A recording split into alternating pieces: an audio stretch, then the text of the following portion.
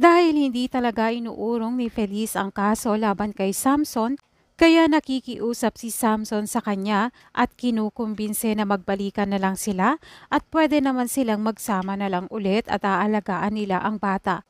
Pero sinabi naman ni Feliz na hindi naman anak ang pupuno sa kanilang pamilya dahil silang dalawa naman ay sapat na.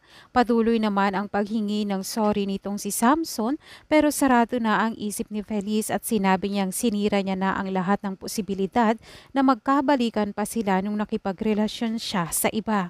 Gayunpaman sa ospital naman pagtatapat ni Genesis kay Kurt na mabait si Samson. Pagtatanong niya nga kay Kurt na paanong matutulungan ang kanyang kapatid. Tugon naman ni Kurt na matutulungan sila kung buo ang pagtitiwala na ibibigay nila at sasabihin lamang ang pawang katotohanan. Sa kabilang banda naman, sinabi ni Kurt ang tungkol dito kay Lilet at sinabi naman ni Lilet sa kanya na sana lang ay pumayag siyang magbigay ng statement dahil kaibigan niya naman si Samson at kapatid niya si Ayla. Tugon naman ni Kurt na gagamitin niya ang convincing powers niya at bibigay rin itong si Genesis at magsasabi ng totoo.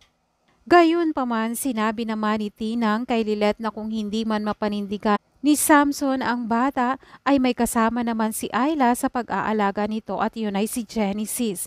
May itinatago nga itong si Samson na hindi niya sinasabi kila Lilet. Tinawagan nga ni Samson itong si Genesis at sinabi niya na huwag siyang sasagot sa kahit anong tanong dahil baka ano pang masabi nito at malaman nila ang totoo.